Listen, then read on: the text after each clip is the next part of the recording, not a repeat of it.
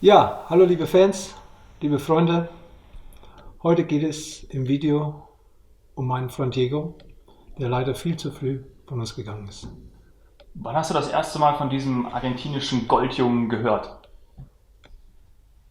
Ja, auf jeden Fall, bevor ich ihn das erste Mal getroffen habe, beziehungsweise wo wir das erste Mal gegeneinander gespielt haben.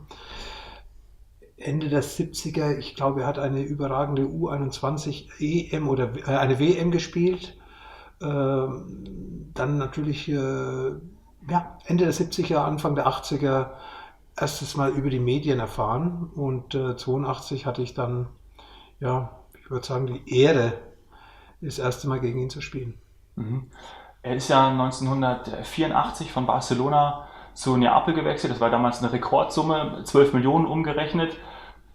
Du bist zur selben Zeit ja auch von Gladbach zu Bayern gewechselt. Hast du gedacht, okay, wenn jemand diese Summe wert ist, dann dieser Kerl? Ja, zu dem Zeitpunkt war er ja schon der beste Spieler der Welt, hat auf sich aufmerksam gemacht. Sein Stern ist irgendwo so Anfang der 80er aufgegangen. Man hat ihn wahrgenommen, auch ohne diese Social-Media-Kanäle wusste man in Europa, wer Maradona in Argentinien war. Und dann ist er ja zu Barcelona, war er auch schon richtig in den Medien gestanden. Und natürlich dieser Rekordtransfer von Barcelona nach Neapel war natürlich überraschend, weil ja Barcelona eine ganz große Nummer ist, aber ich glaube, dort hat es ein bisschen Streit gegeben, ein bisschen ja, Meinungsverschiedenheiten und deswegen hat dann Neapel zugeschlagen und ich glaube für Neapel, aber auch für Maradona war das die ideale Beziehung. Es hat einfach gepasst und man hat ja leider in den letzten 2, 3 Tagen mitbekommen, was in Neapel los war, wie sie Maradona gefeiert haben einerseits, wie sie aber auch traurig waren, wie sie geweint haben, wie sie Kerzen angezündet haben. Und da sieht man schon, was Diego Maradona in Neapel hinterlassen hat. Ein Erbe, das wahrscheinlich nie jemand als Fußballspieler erreichen wird. Ist da ein Gott?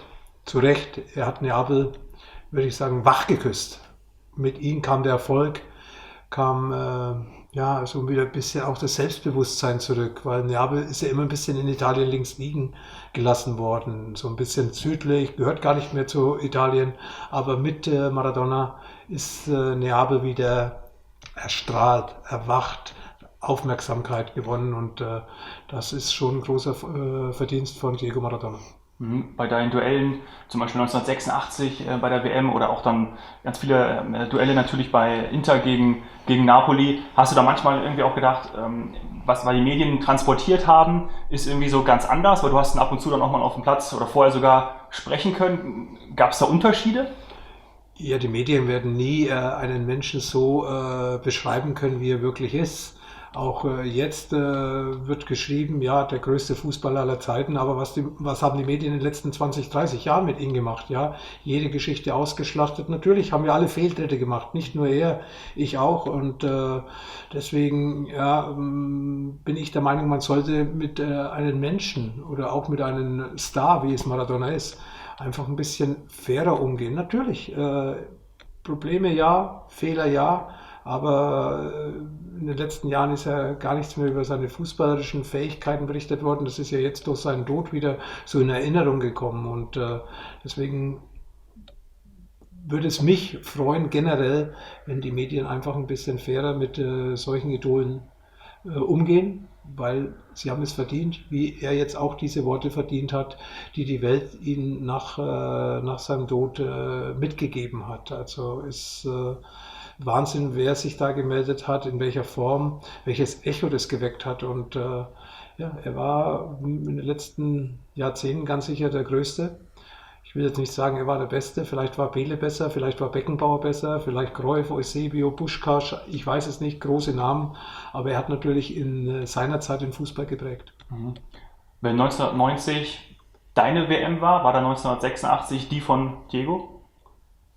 Ja, absolut. Der Diego war der überragende Spieler 1986 und auch schon in den Jahren zuvor.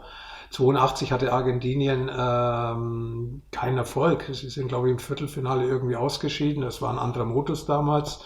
Dreiergruppe mit Italien, Brasilien und Argentinien. Und Diego hat da schon gezeigt, der Welt, wer er ist und was er kann und was er vor allem mit dem Ball verstanden hat, umzugehen.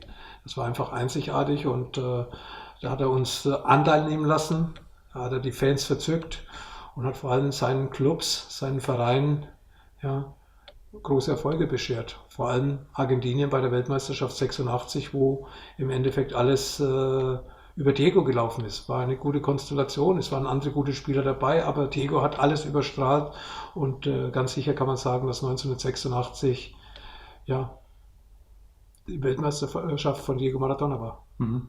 Ihr habt euch teilweise ja auch dann im Entertainment-Bereich getroffen. Wir haben da zum Beispiel auch ein Bild, wo er auf der Couch sitzt mit dir bei Wetten, das war glaube ich 2001. Hat man ihn da mal irgendwie anders erlebt oder sagst du, ja, hat dann auch eine Fassade hochgefahren oder konnte man ihn dann auch irgendwie mal anders packen und auch anders mit ihm sprechen? Ja, ich habe mit Diego sehr viele Veranstaltungen gehabt. Wir haben nach den Spielen häufig bis morgens um 6 zusammen gefeiert. Und wir haben mit Alkohol gefeiert. Ich weiß nicht, was er noch nebenbei schon damals genommen hat, keine Ahnung, aber er war ein lustiger Typ, er war ein toller Kamerad. Ich kann jetzt nicht sagen, ich hatte eine tiefe Freundschaft mit ihm, da haben wir uns zu wenig gesehen. Wir sind uns über den Fußball nahe gekommen, aber wenn wir uns gesehen haben, haben wir uns gegenseitig gefreut und auch vor den Spielen. Du hast es vorher gesagt, Neapel gegen Inter, Deutschland gegen Argentinien. Wir sind immer mit großer Freude aufeinander zugekommen, aber vor allem auch mit großem Respekt. Aber trotzdem gab es Momente, wo wir auch privat, sagen wir mal, auf Bayerisch gesagt, die Sau rausgelassen haben. Zu deinem Abschiedsspiel ist er auch gekommen, leicht übergewichtig, wenn man die Bilder sieht. Hast dich wahrscheinlich sehr gefreut, dass er da war, oder? Ja, deswegen habe ich ihn ja auch eingeladen. Die Duelle, die Weltmeisterschaft 86, das Finale, 90, das Finale und der gemeinsame Weg. Ja, wir sind fast ein Jahrgang, er ist 5, 6 Monate älter wie ich und das hat dann schon irgendwie uns zusammengebracht, auch als Rivalen. Der große Respekt, wie ich gesagt habe, war da von beiden Seiten. Auch im Nachhinein hat man ja gelesen, was Maradona über mich gesagt hat. Ich kann nur über ihn sagen, dass er der Größte zu diesem Zeitpunkt war. Speziell in dem Jahrzehnt 80 hat er den Fußball beherrscht, hat er die Leute begeistert, hat er die Leute mitgenommen.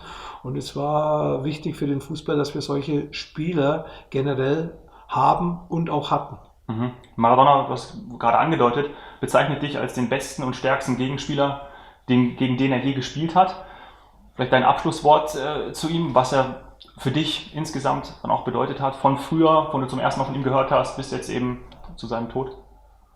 Ja, wie gesagt, 20 Jahre sind wir uns über den Weg gelaufen. Es waren ja nicht nur 2 WM-Spiele, es waren ja nicht nur Spiele Inter Mailand gegen Neapel, es waren auch einige andere Spiele dabei, auch Freundschaftsspiele mit der Nationalmannschaft, Deutschland gegen Argentinien. Und ich habe ja Diego Maradona das erste Mal kennengelernt 1982 bei einem Freundschaftsspiel, wo wir mit Deutschland in Südamerika waren, hatten 2 Länderspiele am 21. März 82 in Brasilien, im Maracanã-Stadion und dann 3 Tage später in Buenos Aires gegen Diego Maradona, also gegen Argentinien. Und meine Aufgabe war damals, Diego zu beschatten, eigentlich ihn aus dem Spiel zu nehmen und das ist mir auch sehr, sehr, sehr gut gelungen. Man hat wenig von ihm gesehen, er hat wenig Ballkontakte gehabt und es war dann für mich dann schon irgendwie auch, oder für ihn schon mal ein Zeichen, dass er mich auch kennt. Ja, ich habe ja ihn gekannt, er wird mich nicht gekannt haben, wie ich in Mönchengladbach gespielt habe oder in der deutschen U21 oder bei der A-Mannschaft auf der Bank gesessen. Er war ja schon ein Superstar. Und dann hat man sich häufiger gesehen, eben bei der WM 86. Dann hat man Abschiedsspiel Platini, wo es eine lange Nacht war. Bei seiner Rückkehr, wo er nicht nach Europa einreisen durfte, dann hat er seine Probleme mit dem Finanzamt in Italien geklärt.